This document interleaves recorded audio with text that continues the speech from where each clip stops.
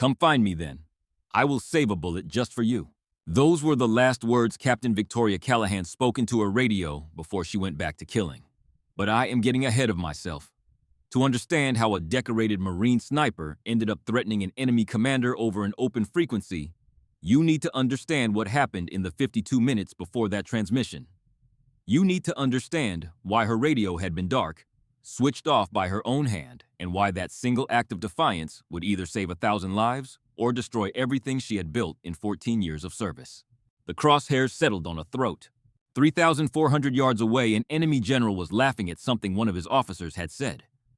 He was checking his watch, confident, completely unaware that he had approximately 7 seconds left to live.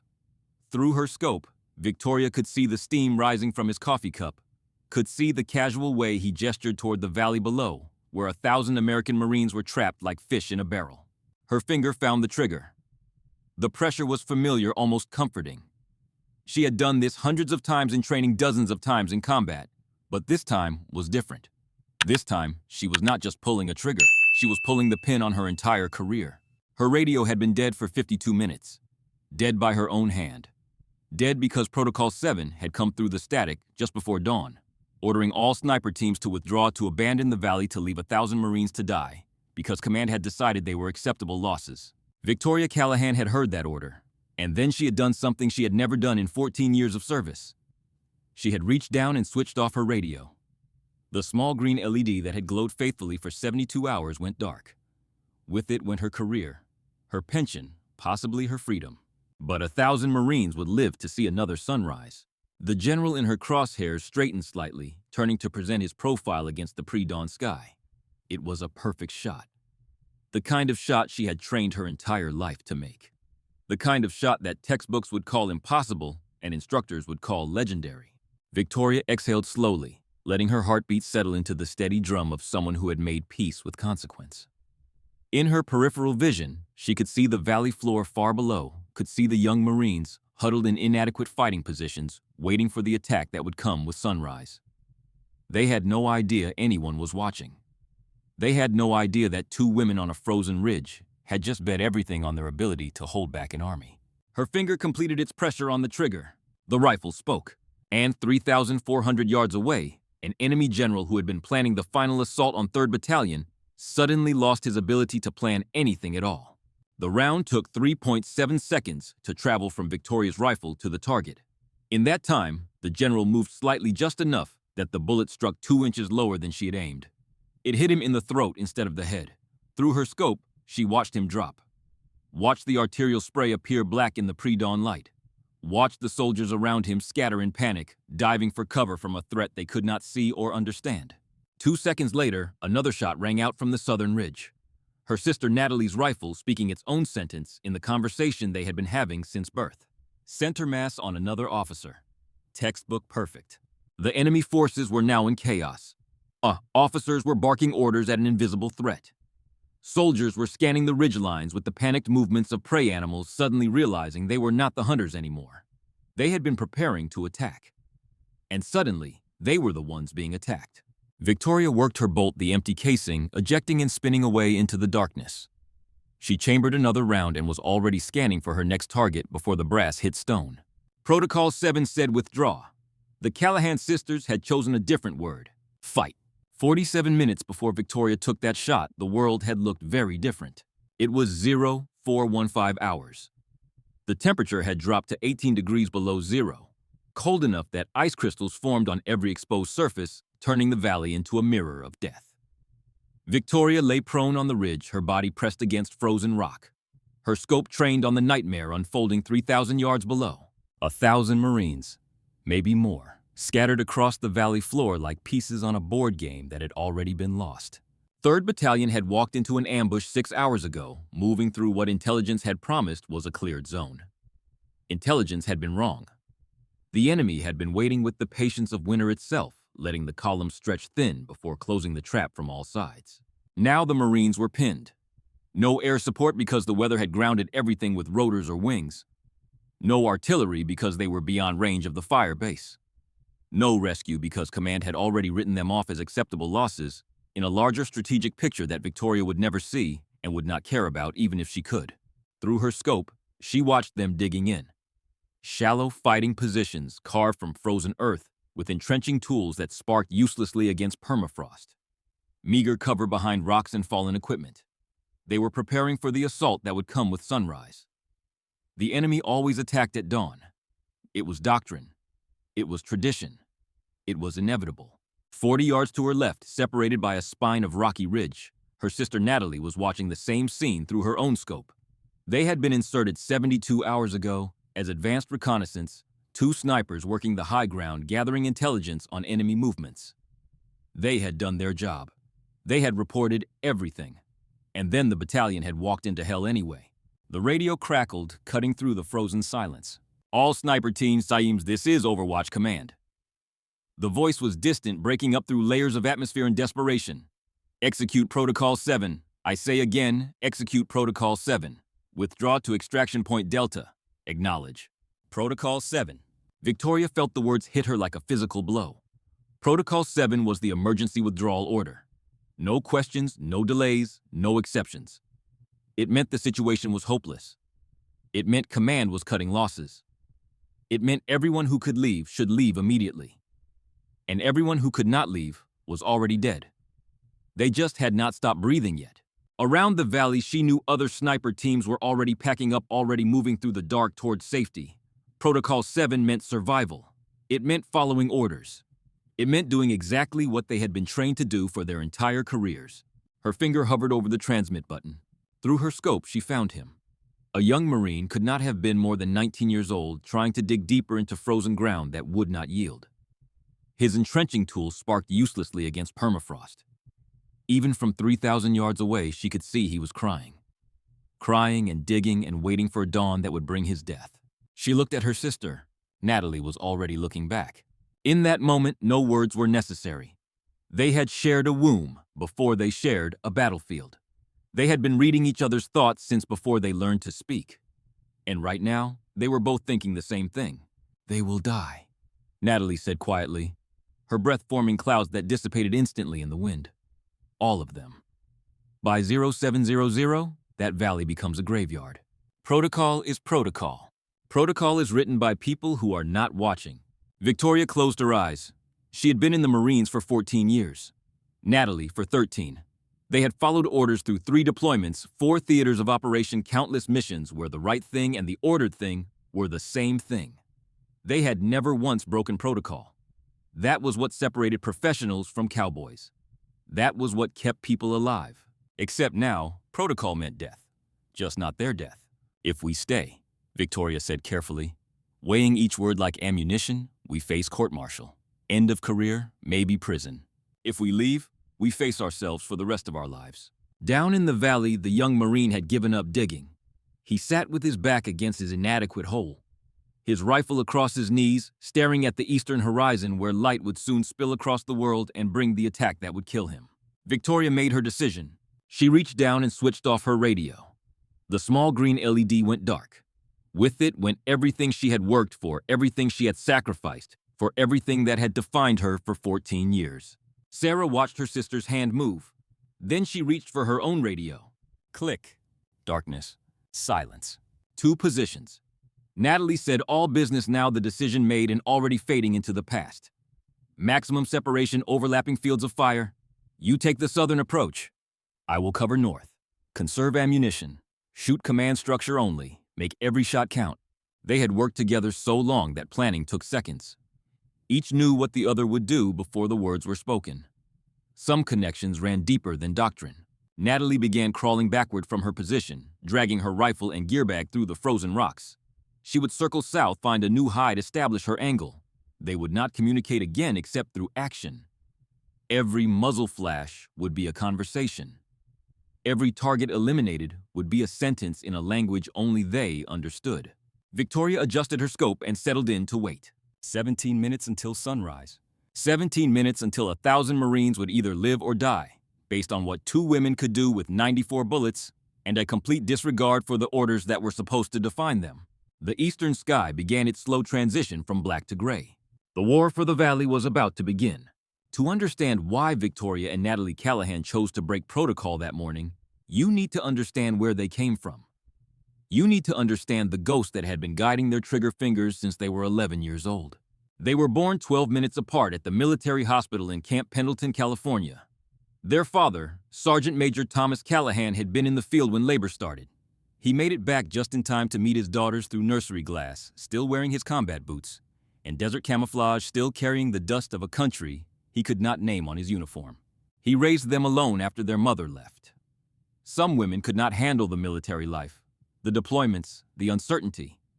The long silences broken only by brief phone calls from places that could not be named. Their mother had lasted 4 years before the loneliness consumed whatever love had originally existed. She walked out on a Tuesday morning and never looked back. Thomas never spoke badly of her. He simply folded her absence into the routine and moved forward. That was the Marine way. Adapt and overcome. The twins grew up on base housing and deployment cycles. They learned to read by studying their father's field manuals. They learned geography through the places he was sent. Kosovo, Iraq, Afghanistan, back to Iraq. Each deployment meant months of waiting, of checking casualty reports with held breath, of jumping at every knock on the door. But they learned something else too. They learned that some people run toward danger while others run away. And they learned which kind of person they wanted to be. Thomas taught them to shoot when they were 11 years old. Not on a whim, not for entertainment, but with the same precision he applied to everything. Breathing, trigger control, wind reading, ballistics. He set up targets in the backyard and spent entire weekends walking them through the mechanics of marksmanship. The scar on Victoria's palm was 23 years old now. She had gotten it on her first day of rifle training, slicing her hand on the bolt assembly while learning to field strip his M4 in the garage.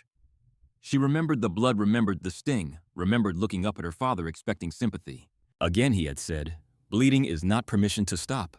She had completed the field strip with blood dripping between her fingers. Natalie had timed her with a stopwatch. Their father had nodded once, the highest praise he ever gave, and moved on to the next lesson. He taught them that shooting was not about violence. It was about mathematics made physical. Every bullet was a problem to be solved. Distance, wind, temperature, humidity, elevation, the curve of the earth itself. Variables that could be calculated, predicted, mastered. The sisters took to it differently. Victoria approached marksmanship like an equation. She studied ballistics tables, memorized wind formulas, kept detailed logs of every shot. Her targets were perfect center mass clusters. Her performance was consistent, predictable, excellent. Natalie shot by feel. She could sense wind shift before it happened. She understood bullet drop through instinct rather than calculation. Her groups were tighter than Victoria's, but she could not always explain how she achieved them. She just knew. Thomas recognized what he had. 2 complementary approaches to the same problem. Victoria's precision and Natalie's intuition. Together, they could reach levels neither could achieve alone. He deployed to Helmand Province when they were 24. An IED hidden in an irrigation ditch. The blast took him and 3 others. By the time the twins got leave to attend the funeral, he had already been buried with full honors at Arlington. Natalie wanted to quit that day. Walk away from the Corps, from the wars, from all of it. Victoria talked her down during the long night after the funeral, sitting on cheap hotel beds, in their dress blues, splitting a bottle of whiskey their father would never drink. He did not die for nothing, Victoria had said, the words tasting like ash in her mouth. He died doing what he believed in. Walking away does not honor that. Finishing what we started, that honors it.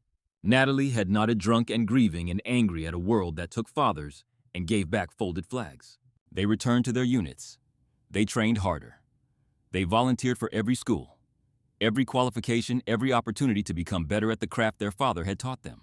Scout Sniper School came 3 years into their service. The course had a 93% washout rate. Most candidates broke during the stalking exercises, crawling through brush for hours, covering mere yards, trying to get close enough to observer towers without being spotted.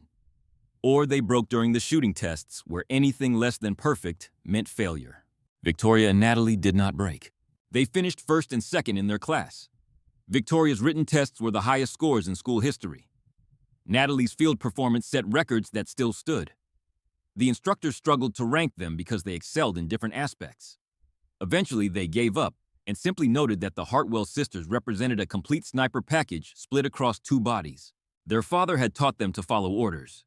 He had also taught them without ever saying the words that some orders mattered more than others. Now on a frozen ridge above a valley of dying Marines, that lesson was finally coming due. The first light of dawn was touching the horizon when Victoria took her shot. 3,400 yards. The general dropped, and everything that followed was chaos controlled by mathematics.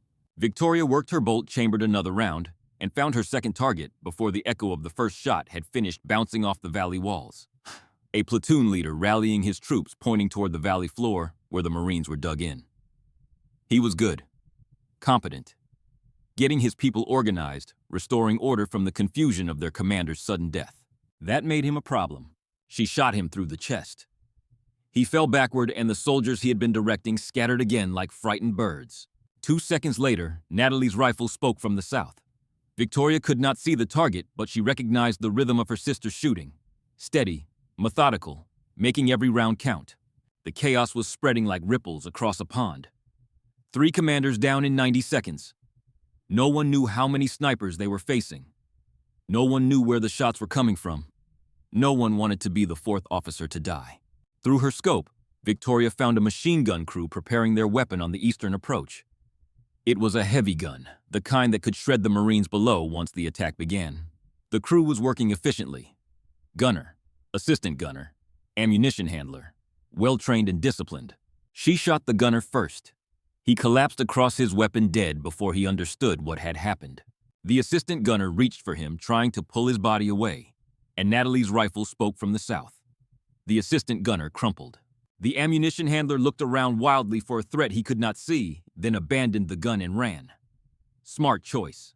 Living was always smarter than dying for equipment that could be replaced.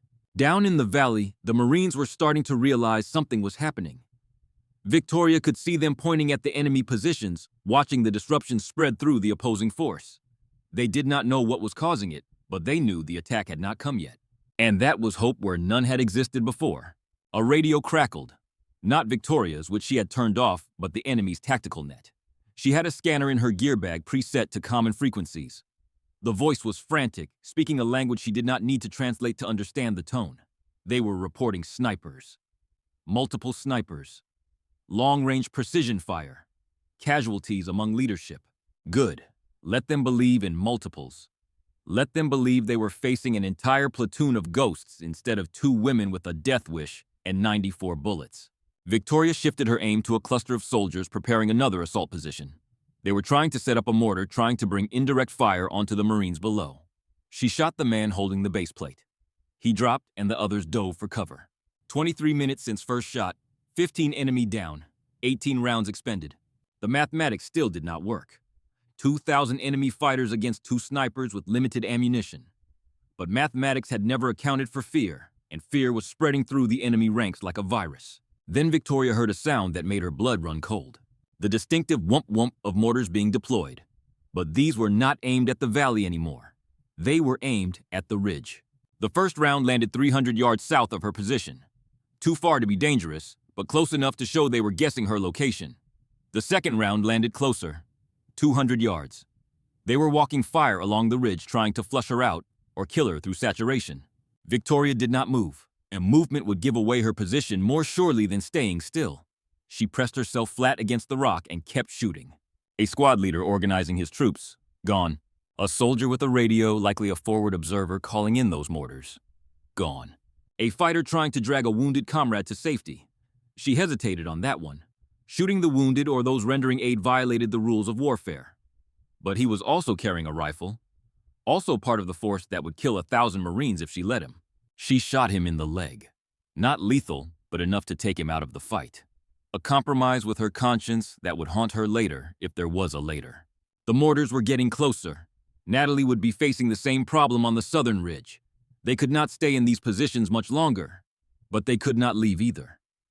Moving meant losing their angles, losing their effectiveness, losing the illusion that the ridge was filled with defenders instead of just 2 desperate women. Then Natalie made the decision for her. Another shot rang out from the south, but this one was not aimed at enemy troops. It was aimed at the mortar position itself.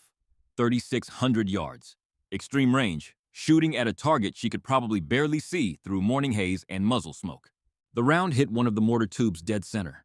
Victoria did not know if Natalie had been aiming for the tube or the crew, but the effect was spectacular. The mortar round that had been loaded into the tube detonated on impact, and the entire position went up in a cascade of secondary explosions. Fire and smoke and screaming and then silence where the mortars had been. Victoria allowed herself a tight smile. That was Natalie. When Doctrine said hide and wait, she said attack the problem directly. The mortar fire stopped. The sun broke the horizon. Golden light spilled across the valley floor, illuminating 1,000 Marines who had survived to see it. They were battered, exhausted, probably low on ammunition, but they were alive. And the attack that was supposed to come with dawn had not come. Instead, the enemy was reorganizing, taking casualties, trying to figure out how to fight an opponent they could not see or understand. Victoria scanned the valley rim through her scope. She counted at least 30 bodies. Enemy soldiers and officers who would never see another sunset. Natalie had probably accounted for another 15 or 20 on the southern approach. 45 enemy down. 49 rounds expended between them. 955 enemy fighters remaining. 45 rounds left. The mathematics still did not work, but the psychology was shifting. The enemy had been confident, certain of victory. Now they were afraid. And fear was a weapon more powerful than any bullet ever made. Victoria made a decision she knew would haunt her either way. She switched her radio back on. Not to command that bridge was burned and sinking, but the Marines in the valley would be monitoring their tactical frequency, waiting for any scrap of information, any sign that they had not been completely abandoned. She keyed the microphone and spoke with the calm, controlled voice of someone in complete command of a situation that was actually spinning wildly out of control. Any Marine receiving this transmission, this is Overwatch. You have sniper support on the ridgeline. Maintain your positions. Help is coming. Acknowledge if you copy. Silence.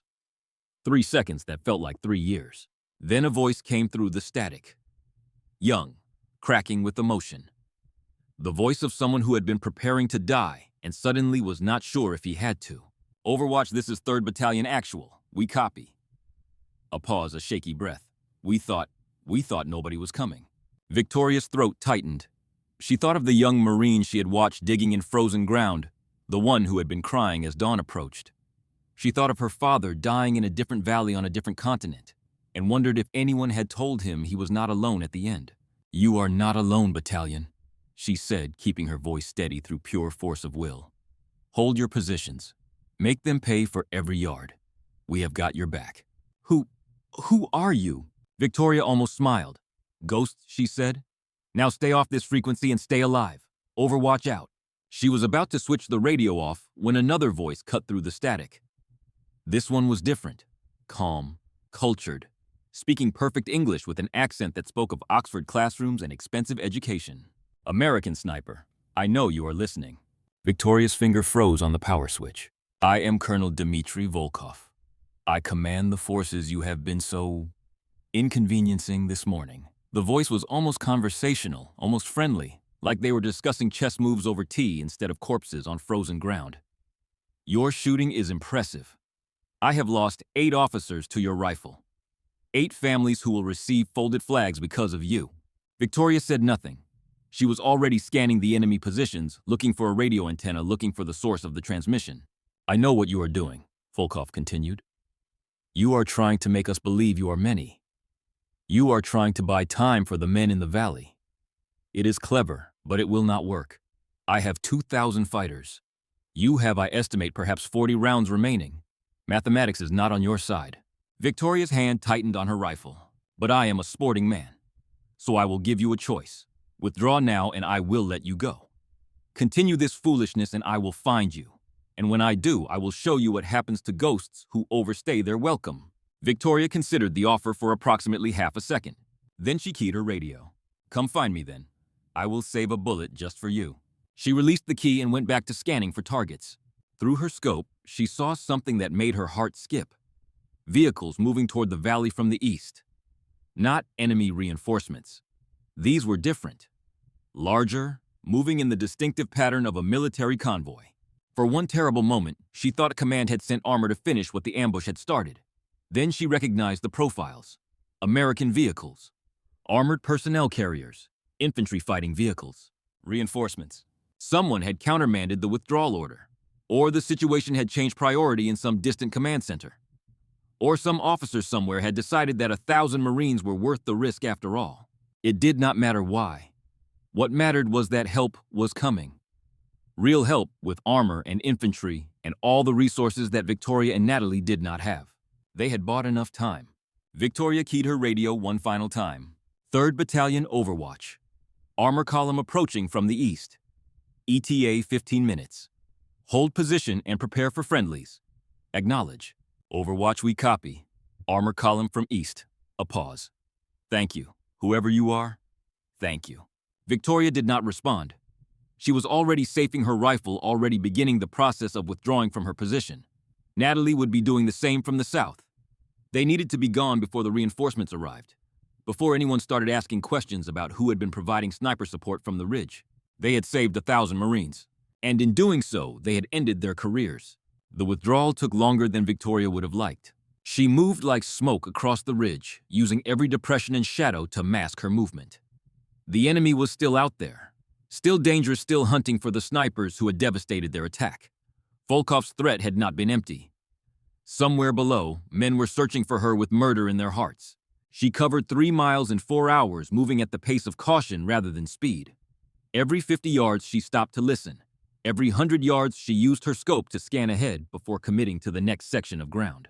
Behind her, she could hear the sounds of battle resuming. The armor had arrived. The Marines were being reinforced.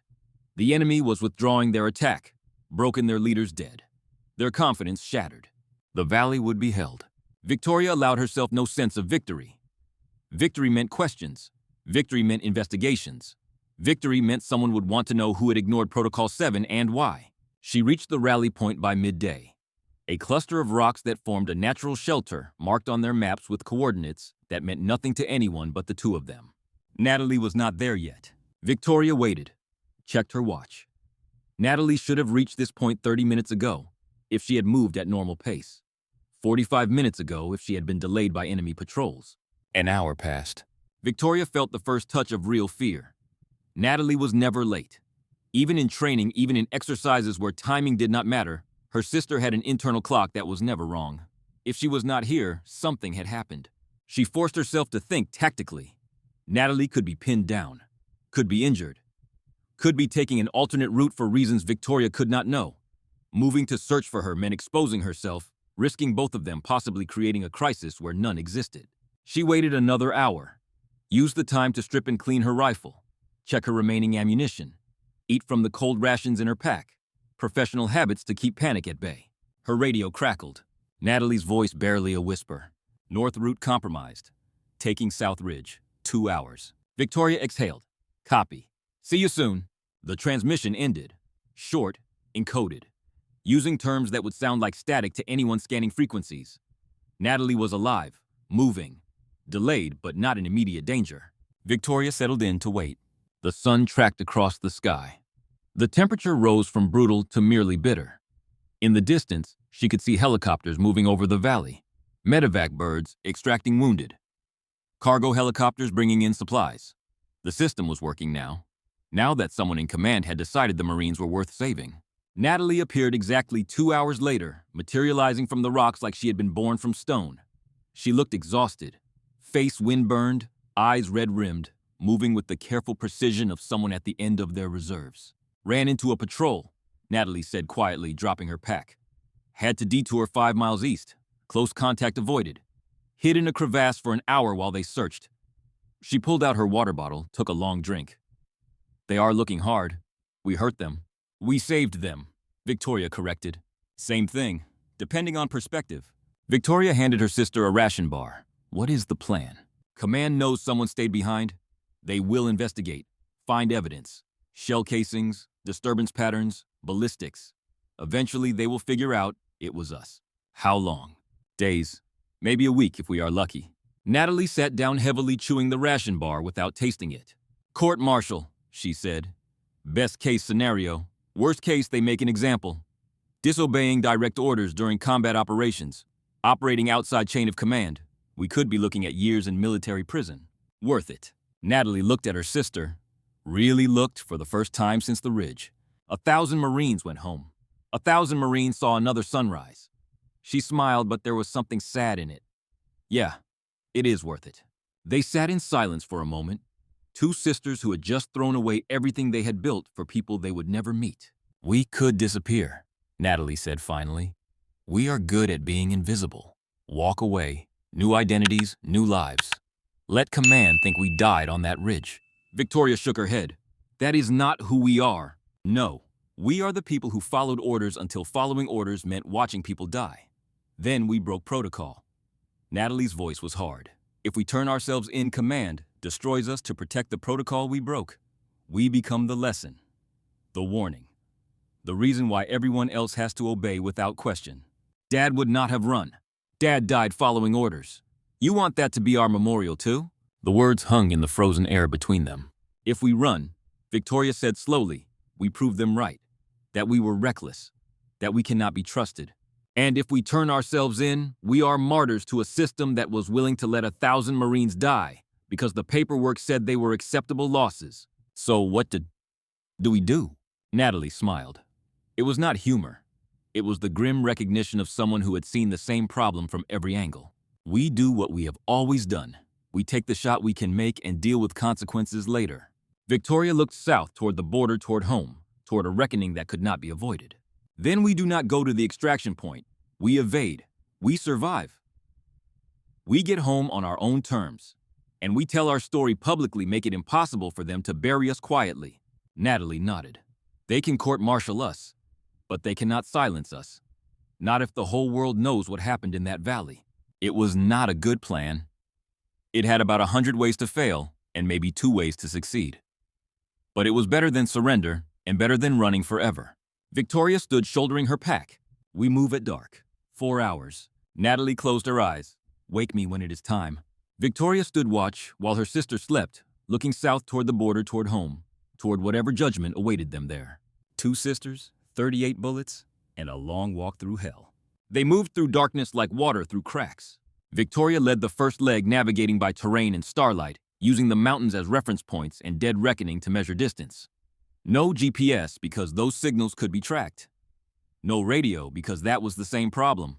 Just old-fashioned land navigation the way their father had taught them on camping trips that were really training exercises in disguise.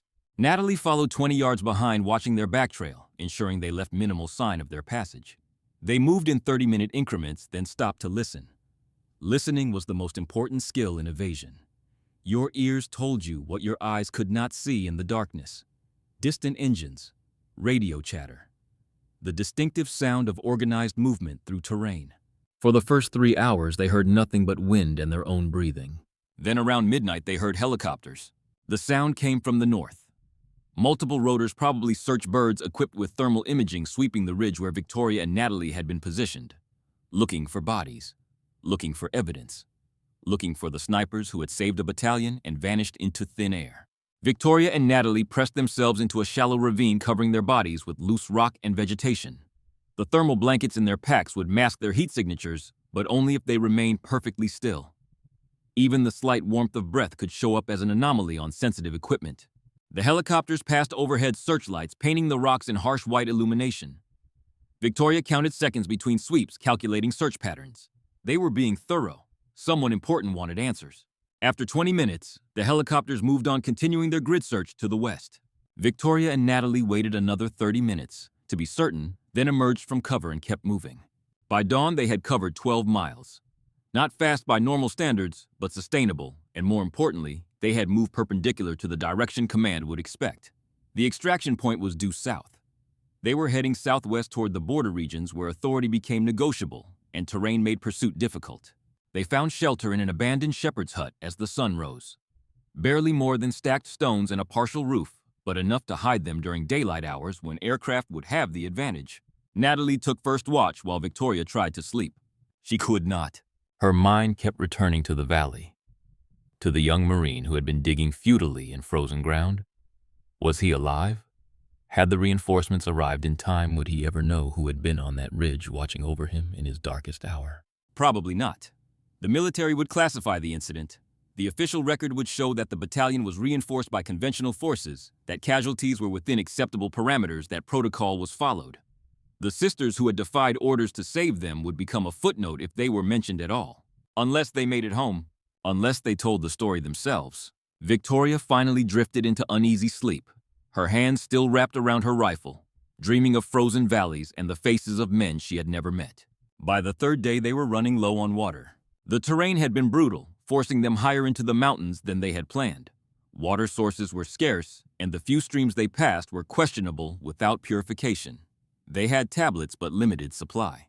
Victoria studied the map by the dim light of pre-dawn. "There is a village," she said, 20 miles south-southwest. Remote. Probably not worth military attention. We could buy supplies. "With what currency?" Natalie asked.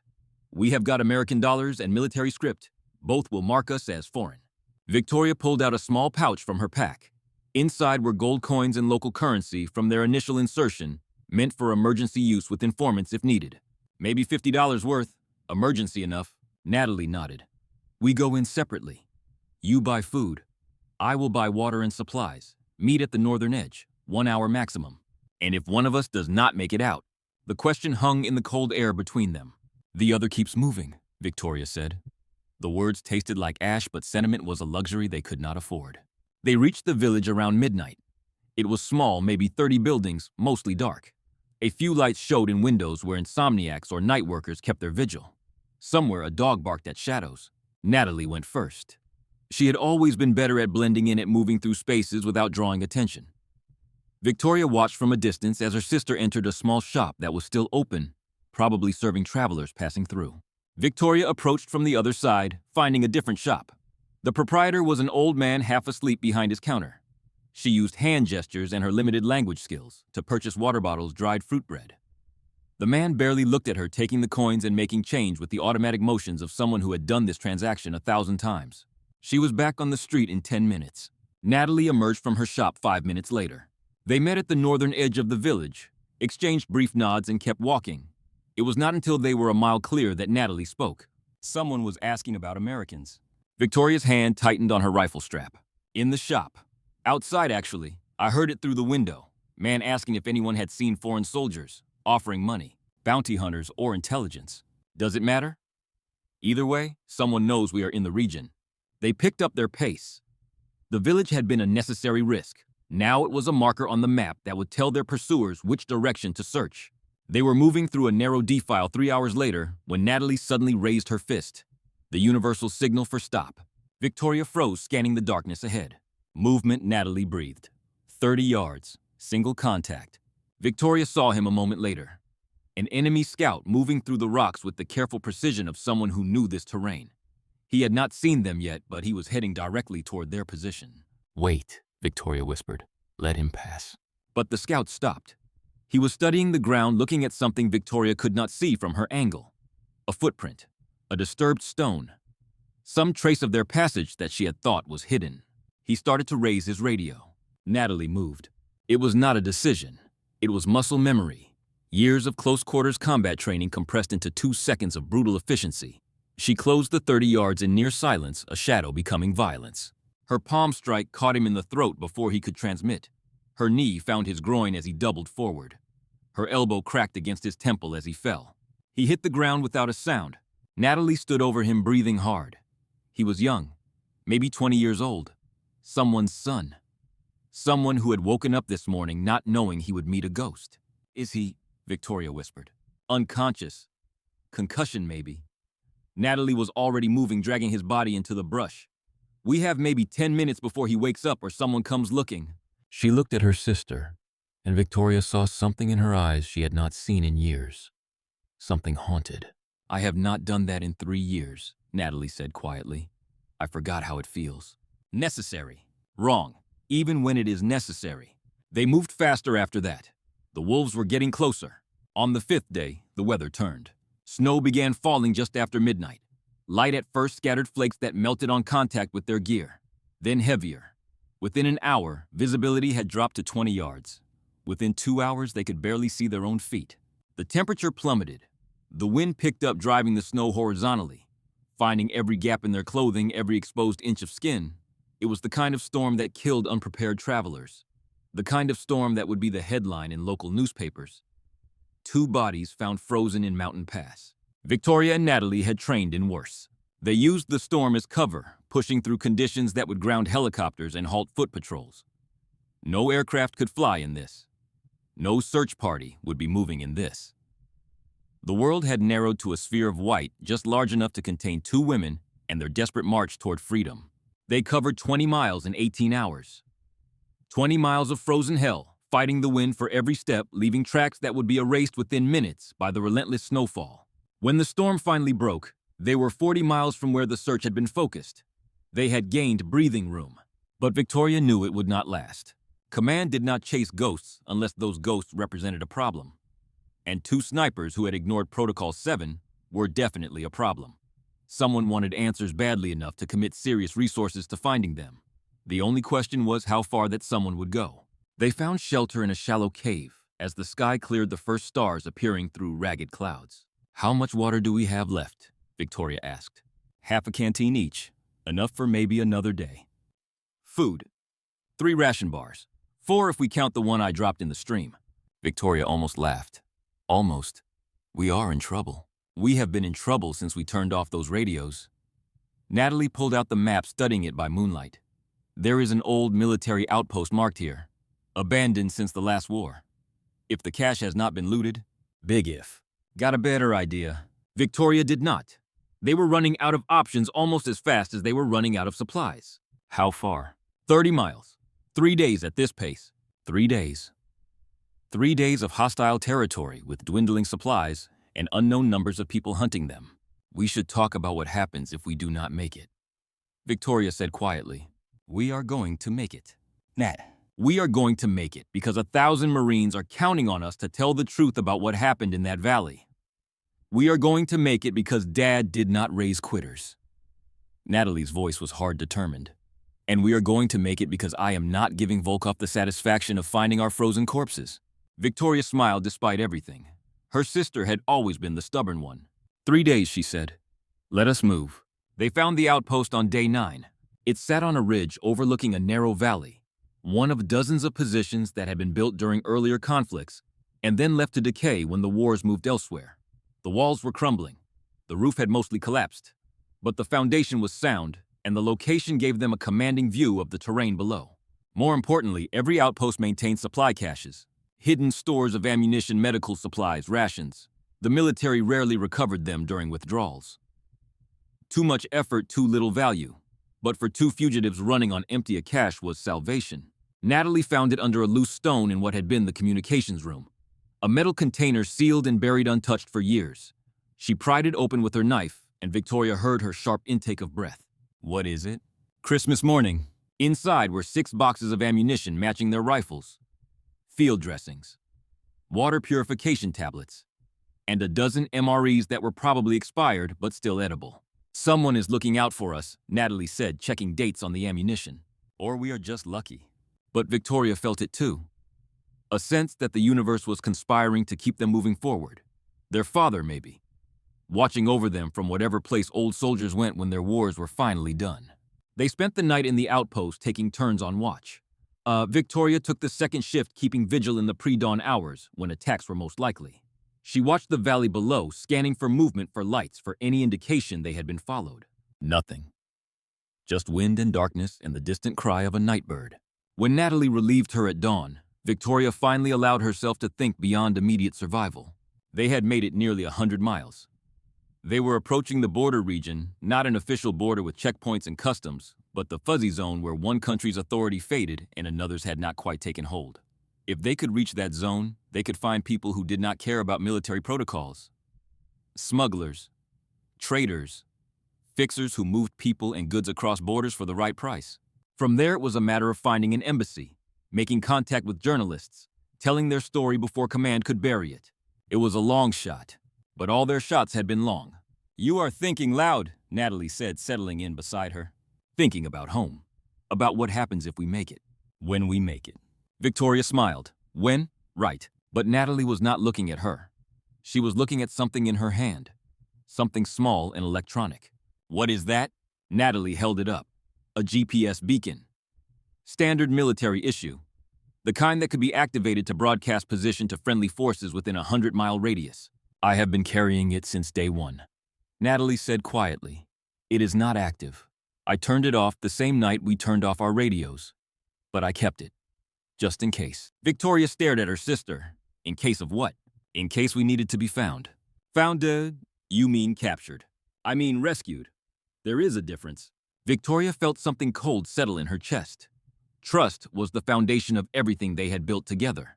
And Natalie had been carrying a secret for 9 days. Why did you not tell me? Because you would have made me leave it behind. And I was not sure we could make it without a backup plan. So you decided for both of us. I decided to give us options. Natalie's voice was steady, unrepentant. Look, I am not going to activate it. But if something goes wrong, if one of us gets hurt or captured, having a way to call for help seems smarter than dying on principle. Victoria wanted to argue, wanted to rage about trust and secrets and the fundamental understanding that had always existed between them. But she could not, because Natalie was right. They were in enemy territory with dwindling resources and an unknown number of people hunting them. Having a backup plan was not betrayal. It was prudence. Keep it, Victoria said finally. Emergency only. Natalie nodded, slipping the beacon back into her pocket. Emergency only. They did not speak again for several hours. But when they started moving that afternoon, something had shifted between them. Not broken, but different. They had always known each other's thoughts. Now Victoria wondered what else her sister might be thinking that she did not know. Day 11 brought an encounter neither of them expected. They were moving along a ridge, staying high to maintain visibility, when Victoria spotted movement in the valley below. A trading caravan, 15 men with pack animals moving along a path that wound through the mountains. They were armed, which was not unusual in this region, but they moved with the casual confidence of people who knew this territory belonged to them. Victoria signaled for cover, and she and Natalie melted into the rocks watching the caravan pass. Except it did not pass. The leader, an old man with a weathered face and sharp eyes, raised his hand, and the entire caravan stopped. He studied the terrain around him with the practiced gaze of someone who had survived decades in a place where survival was not guaranteed. Then he looked directly at the rocks where Victoria and Natalie were hiding. American soldiers, he called out in accented but clear English. You may come out. We are not your enemy. Victoria's finger tightened on her trigger. Beside her, she felt Natalie do the same. How do you know we are American? Victoria called back. Your boot prints. American military issue. I have been seeing them for 3 days now. The old man spread his hands, showing them empty. If I wanted you dead, I would have told the men who were searching for you. I did not. That should tell you something. Victoria exchanged a glance with Natalie. It was a risk. Everything was a risk now. But they were nearly out of options, and the old man was right. If he had wanted to betray them, he could have done it already. They emerged from the rocks, rifles ready. The old man studied their faces with an intensity that made Victoria uncomfortable. He was looking for something. Recognition, maybe. Or confirmation of something he already suspected. Callahan, he said, finally. Victoria's blood went cold. I knew a Callahan once. Thomas, Sergeant Major, Helmand Province, 2009. How do you know that name? The old man smiled, showing gaps in his teeth. Your father saved my village. His commanders wanted to level the compound because they believed we were hiding fighters. Thomas walked in alone to verify. He saw children in the windows. He defied his orders and reported that the compound was clear. He reached into his coat. Victoria tensed, but all he pulled out was a photograph. Faded and creased, showing a younger Thomas Callahan standing with a group of children in front of a mud brick building. He gave me this. Said if I ever met anyone carrying his name, I should return the favor. Victoria stared at the photograph. It was her father. Younger, stronger, alive in a way that photographs of the dead never quite captured. Surrounded by children who owed their lives to his willingness to question and order. The Valley Battle, the old man continued.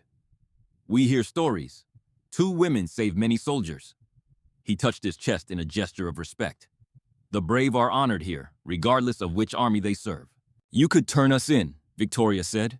There is probably a reward. There are many kinds of wealth. Money is the least important. The old man gestured to his caravan. We see nothing. We go west. You go wherever you must. Travel safe. He turned and spoke sharply to his men. They resumed packing, preparing to move on. Within minutes, they were distant specks moving across the landscape. Natalie watched them disappear. He knew she said quietly, and said nothing. Because some stories matter more than rewards. Victoria looked down at her hands, the hands that had killed to save the hands that carried her father's legacy, whether she wanted to or not. Or maybe he just did not care about conflicts between foreign powers.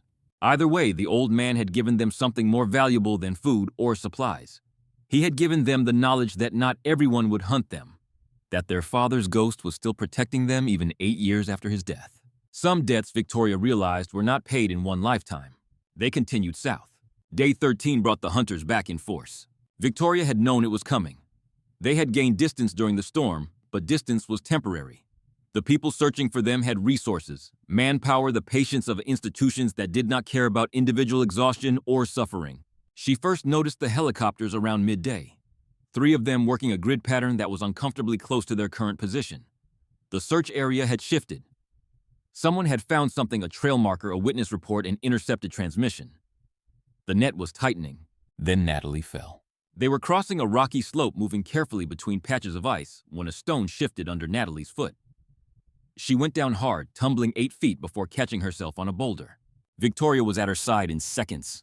"Are you okay?" Natalie's face was pale with pain. "Ankle. I landed wrong." Victoria checked it carefully. Not broken, but badly sprained. The joint was already swelling, turning purple beneath the skin. "Can you walk?" "I can walk." Natalie's voice was tight, just not fast. Their pace dropped by half.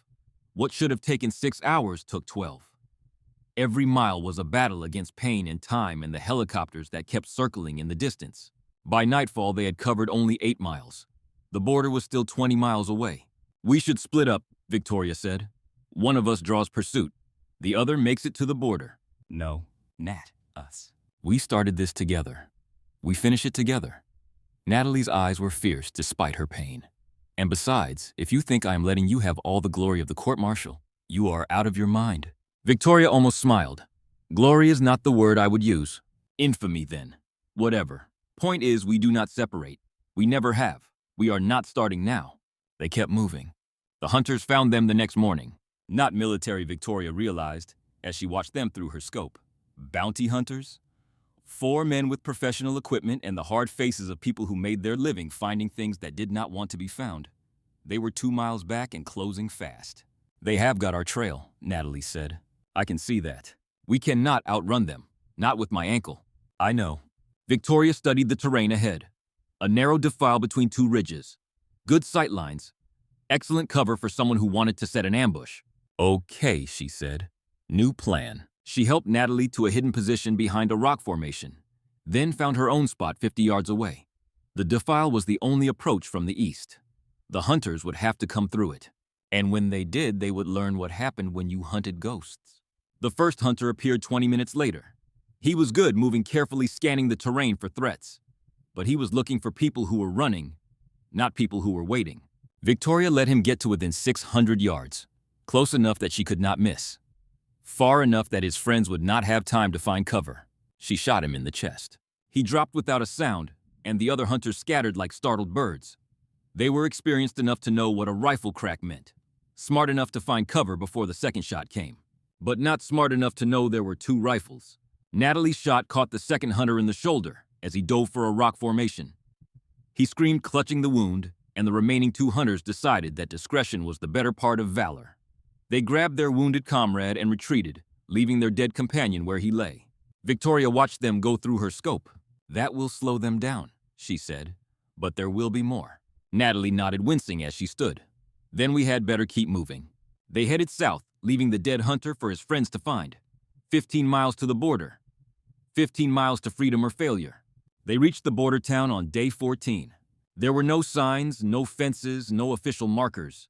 But Victoria could sense the change in the land, in the settlements, in the way people moved. This was the margin, the edge, the place where rules loosened and survival trumped ideology. The town existed primarily to service the gray market. Goods moved through here that could not move through official channels. People passed through who could not pass through official borders. It was the kind of place where questions were not asked and answers were not offered. Perfect for 2 fugitives who needed to disappear. They found a fixer in a tea house, a woman in her 40s with calculating eyes and 2 fingers missing from her left hand. She conducted business in a back room filled with smoke and quiet conversations. Victoria explained what they needed in simple terms. Transport across the border. No questions. Cash payment. The woman quoted a price that made Victoria's stomach drop.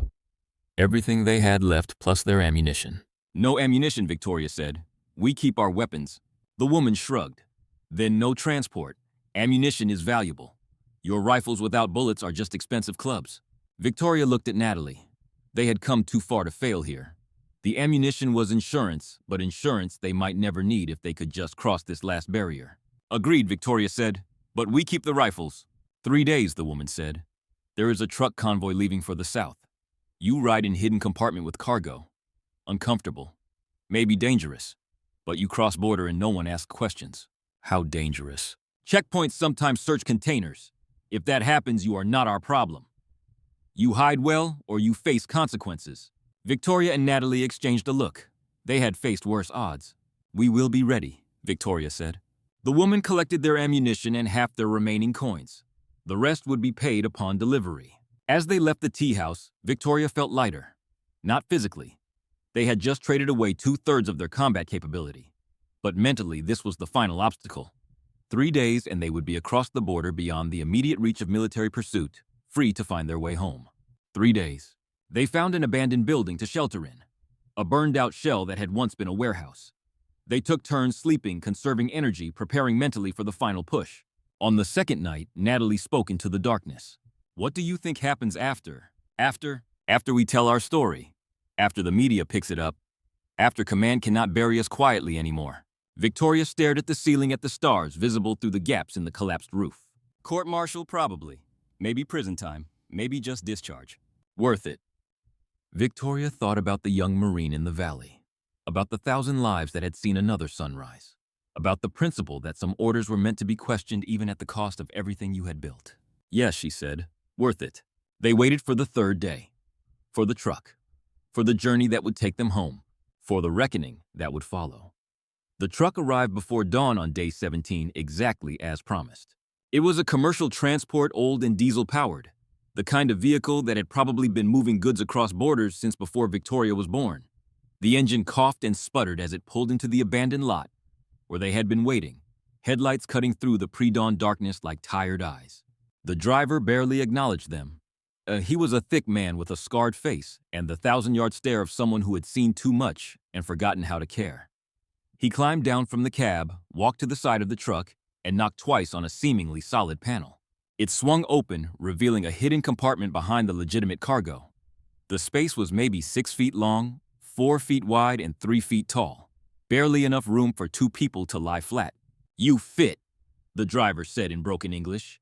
You stay quiet. No move when truck stops. We tell you when's safe. Victoria looked at the compartment.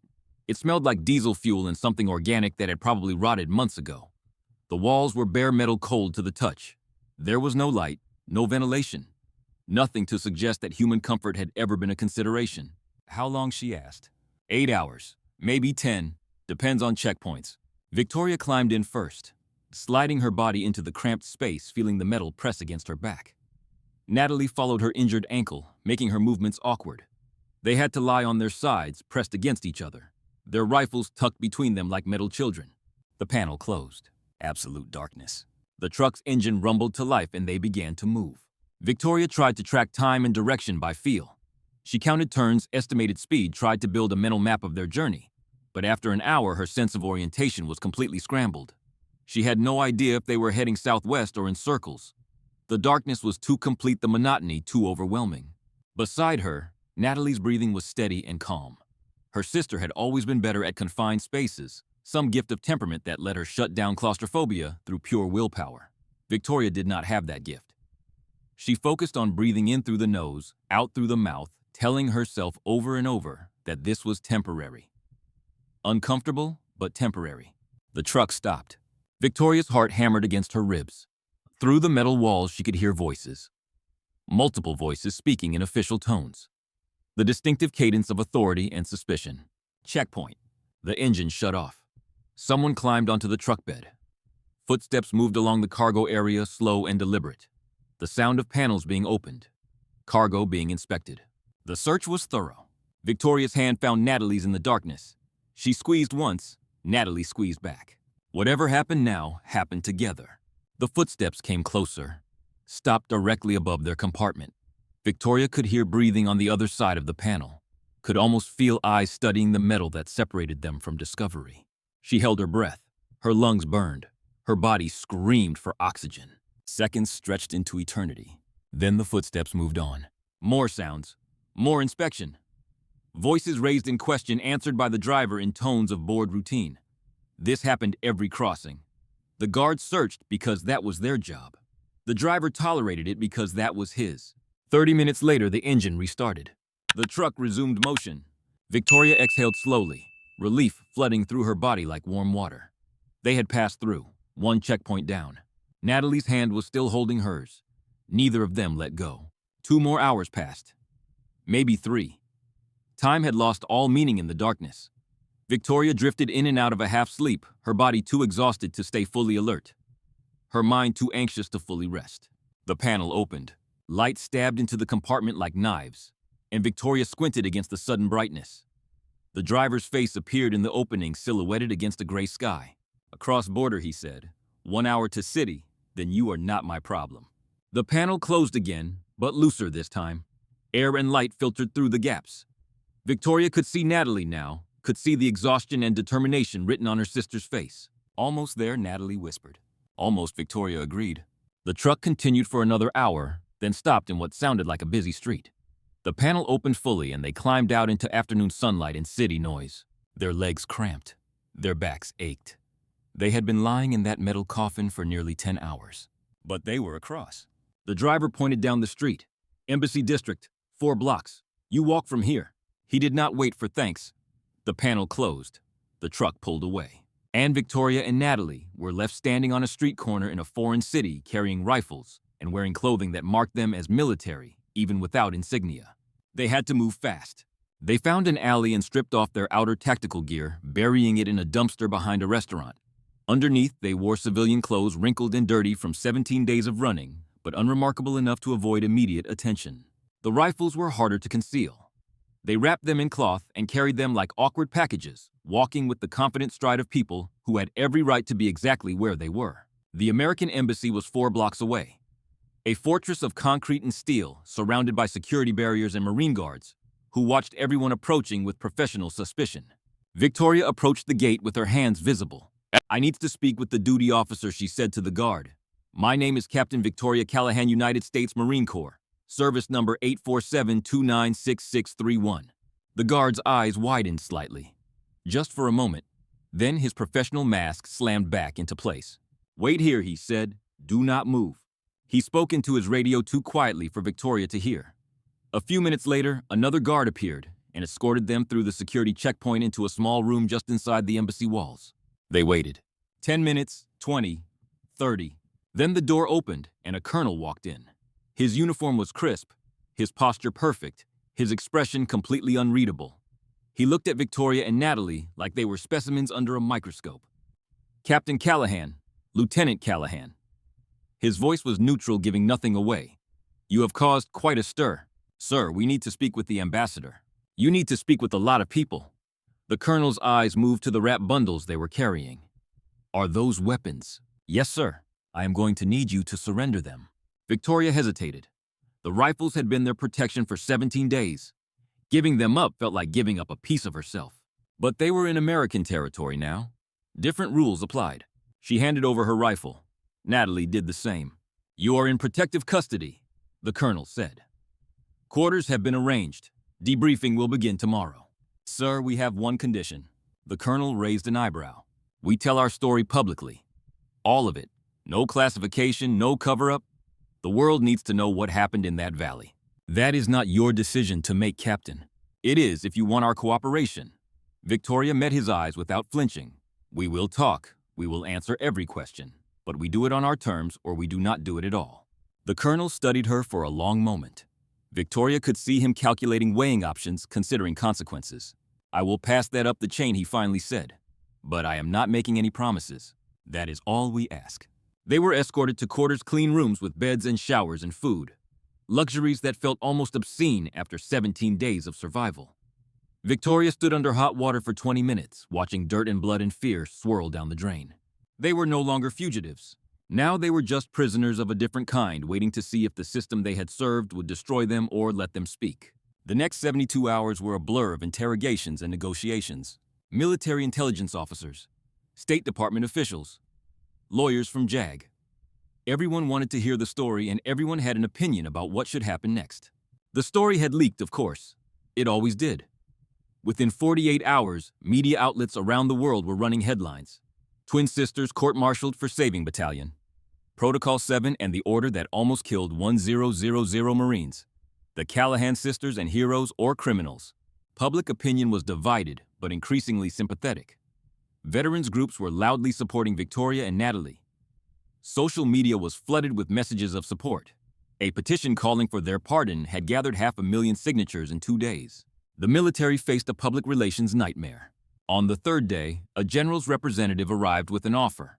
Plead guilty to all charges. Accept administrative discharge with no prison time. The story stays classified. The sisters disappear into civilian life with their records sealed. Victoria listened to the offer. Then she looked at Natalie. Then she looked back at the representative. No. The representative blinked. Excuse me. We are not pleading guilty to saving lives. And we are not letting the story be buried so comment can pretend this never happened.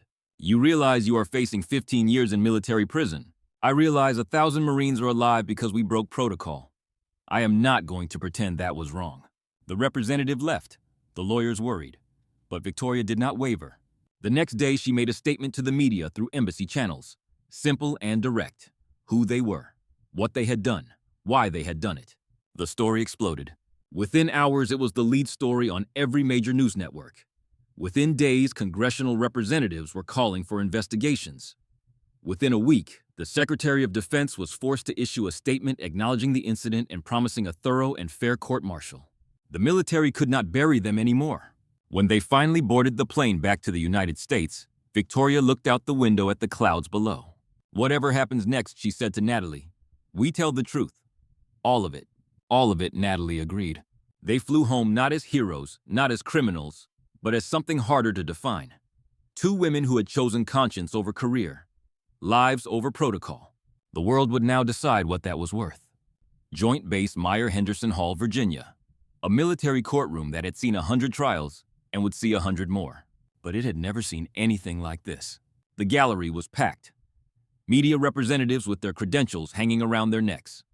Veterans in their old uniforms, some with medals, some with wheelchairs. Family members of Marines who had served in 3rd Battalion. Politicians who wanted to be seen. Protesters who had been relegated to the lawn outside. And in the middle of it all, walking down the center aisle with her head held high, was Captain Victoria Callahan. She had chosen her outfit carefully. A dress.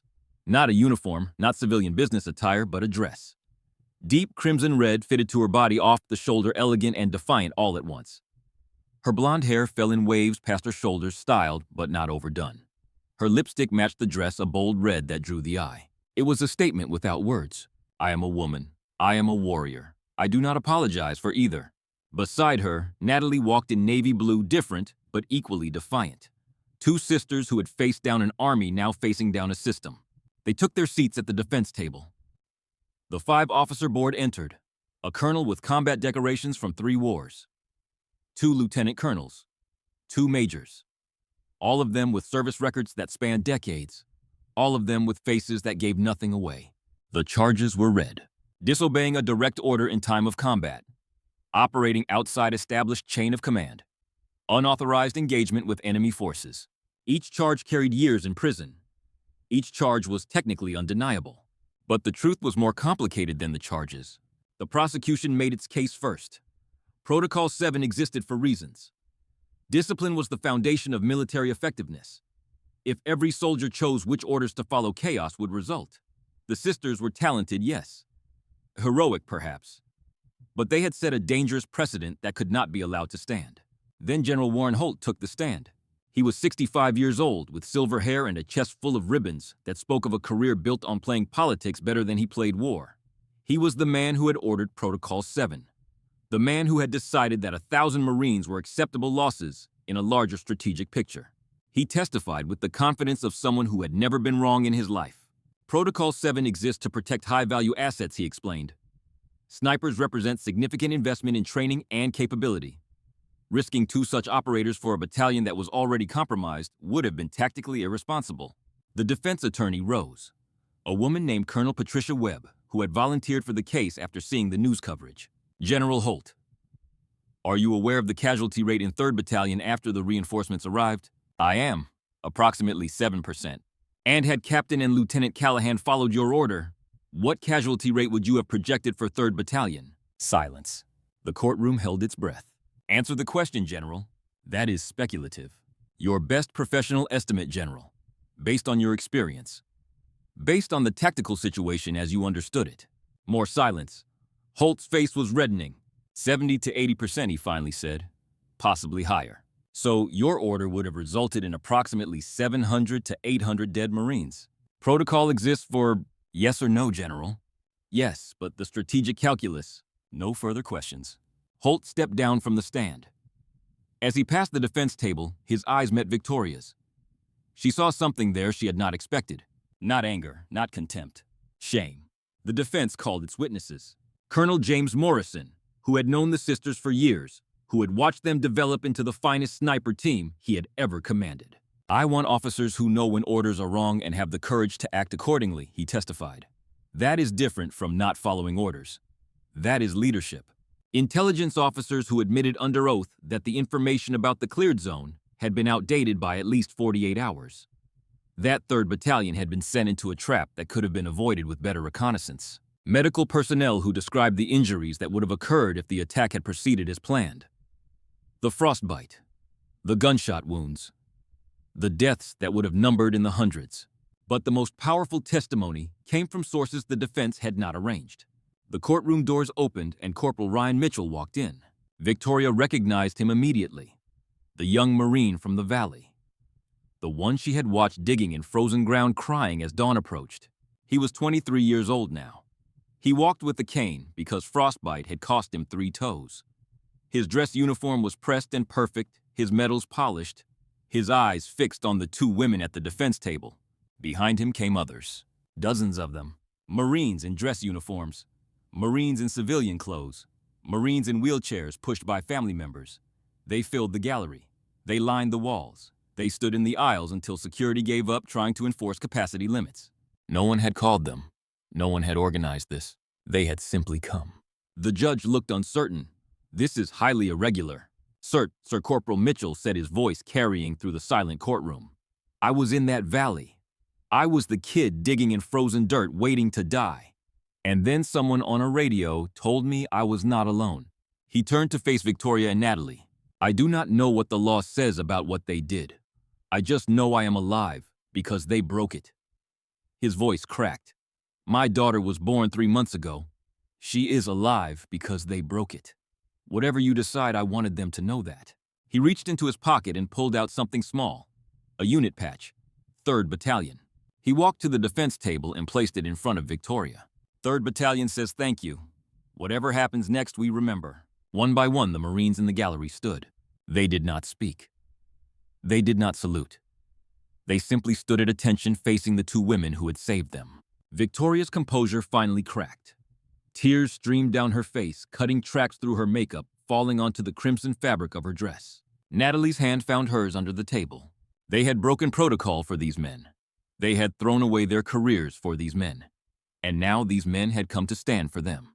The prosecutor looked at his notes. Then he looked at the crowd. Then he sat down and did not ask another question. The judge cleared his throat. Does the defense have any final witnesses? Colonel Webb stood. The defense calls Captain Victoria Callahan. Victoria wiped her eyes and walked onto the witness stand. Captain Callahan, Webb said gently. In your own words, why did you disobey Protocol 7? Victoria looked at the board, at the gallery full of Marines, at her sister sitting alone at the defense table. I followed every order I was given for 14 years, she said. Every order, no matter how hard, no matter how much I disagreed, because that is what Marines do. That is what discipline means. She paused. Then one day an order came that asked me to watch 1,000 men die. Not fight and possibly lose. Watch. From a safe distance. Because protocol said they were acceptable losses. Her voice hardened. I looked through my scope at a 19-year-old kid digging his own grave in frozen ground. And I decided that some orders are just noise written by people who do not have to watch. She looked directly at the board. I would do it again. Every time. That is all I have to say. The board deliberated for 4 hours. 4 hours of waiting. 4 hours of not knowing. 4 hours of Victoria and Natalie sitting in a small room holding hands saying nothing because there was nothing left to say. When they were called back into the courtroom, the gallery was still full. The Marines had waited. Victoria and Natalie stood at attention as the board filed in. 5 officers, their faces carefully neutral. The president of the board, the colonel with combat decorations from 3 wars, carried a folder containing their fate. The court-martial board has reached findings on all charges, he announced. The accused will remain standing. Victoria felt Natalie shift slightly beside her. Their shoulders were almost touching. They had faced everything else together. They would face this together too. On the charge of disobeying a direct order in time of combat, we find the accused. The colonel paused. Guilty. Victoria's stomach dropped. On the charge of operating outside established chain of command, we find the accused guilty. On the charge of unauthorized engagement with enemy forces, we find the accused guilty. 3 guilty verdicts. The maximum sentence now loomed. Years in confinement, dishonorable discharge, the end of everything. But the colonel wasn't finished. This board has considered extensive testimony regarding the circumstances surrounding these violations. We have heard from commanders from Marines whose lives were preserved, from experts on military protocol and tactical decision-making. He looked directly at Victoria and Natalie. The board finds that while the accused clearly violated direct orders, they did so in a situation where following those orders would have resulted in catastrophic loss of American lives. We find that their tactical judgment while outside proper chain of command was sound and demonstrated the kind of initiative the Marine Corps claims to value in its leaders. Victoria hardly dared to breathe. Therefore, while upholding the guilty verdicts on all charges, this board recommends sentencing at the minimum end of available options. The courtroom was absolutely silent. The accused are sentenced to reduction in rank by 1 grade, forfeiture of 1 month's pay, formal reprimand to be placed in permanent record. A pause. No confinement, no discharge. The courtroom erupted. Victoria felt her knees go weak. No prison, no discharge. They were still Marines. This board further notes. The colonel continued raising his voice over the noise that this court-martial should serve as impetus for review of Protocol 7 and similar doctrines to ensure they account for the kind of tactical flexibility demonstrated by the accused. He closed the folder. This court-martial is concluded. The accused are released from custody and returned to duty status. The gavel fell. Natalie grabbed Victoria in a hug so tight it hurt. Around them, Marines were cheering. Reporters were scrambling. Colonel Morrison was pushing through the crowd toward them. "You are officially criminals with commendations," he said, shaking both of their hands. "If either of you want a position in my command, you have got it." Then Corporal Ryan Mitchell appeared, with a young woman beside him, holding a baby wrapped in pink. "This is my wife," he said, "and this is Hope." He placed the baby in Victoria's arms. Victoria looked down at the tiny face, at the eyes that were just starting to focus on the world, at the future that existed, because 2 women had decided that protocol was not worth more than life. "Her middle name is Grace Mitchell's wife," said softly, "because that is what you gave us." Victoria could not speak. She just held the baby and let the tears fall. 6 months later, First Lieutenant Victoria Callahan and Second Lieutenant Natalie Callahan returned to active duty. Their new unit operated under Colonel Morrison's command, and their first mission took them to a mountain range, not unlike the one where they had made their choice. As Victoria set up her position on a rocky ridge, she touched the dog tags around her neck, her father's tags now hanging beside a small photograph of a baby named Hope. The Protocol 7 incident became required study at Marine Corps Officer Candidate School, not as an example of insubordination, but as a case study in moral courage. Cadets debated it in classrooms. Officers discussed it in wardrooms. The military had been forced to confront an uncomfortable truth. Sometimes the right thing and the ordered thing are not the same. The Callahan sisters never became famous outside military circles, and that was fine with them. They had not broken protocol for recognition or glory. They had broken it because 1,000 Marines were worth more than 2 careers. Every time Victoria saw a young officer struggling with an impossible choice, she told them what her father had told her. The Corps teaches you to follow orders. Life teaches you which ones matter. And somewhere in Virginia, a little girl named Hope Grace Mitchell was growing up with a bedtime story about 2 sisters and a frozen valley, and the day the guardian angels came down from the mountain to keep the monsters away. And that, my friends, is the story of the Callahan sisters. 2 women who looked at an impossible order and said no. 2 snipers who chose conscience over career, lives over protocol, and humanity over paperwork. It makes you wonder, does it not? How many times in history have ordinary people faced that same choice? How many times has someone in a position of power told them to look away to follow the rules to accept that some losses are just acceptable? And how many times did someone refuse? Victoria and Natalie Callahan were not superheroes. They were not special forces operators with unlimited ammunition and Hollywood backup. They were two sisters with 94 bullets, a frozen ridge, and a decision that would define the rest of their lives. They chose to stay. They chose to fight. They chose 1,000 strangers over their own futures. And because of that choice, a little girl named Hope exists today. So here's my question for you. If you were on that ridge, if you heard that order come through your radio telling you to leave, telling you that 1,000 lives were acceptable losses, what would you do? Would you follow the rules? Or would you follow your heart? Think about it. And while you are thinking, let me ask you a favor. If this story moved you, if it made you feel something, if it reminded you that courage still exists in this world, hit that like button. It tells the algorithm that stories like this matter, that people want to hear about real heroism, real sacrifice, real human beings making impossible choices. And if you are not subscribed yet, what are you waiting for? Hit that subscribe button and the notification bell so you never miss another story. I have got more coming. Stories about ordinary people who did extraordinary things.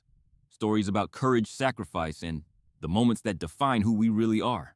Share this video with someone who needs to hear it.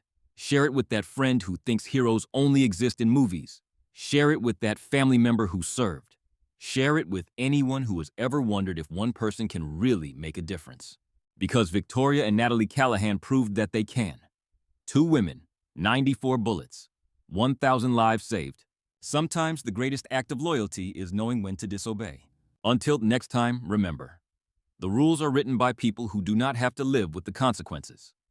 But you do. So choose wisely. Choose bravely. Choose like 1,000 lives depend on it. Because someday they might.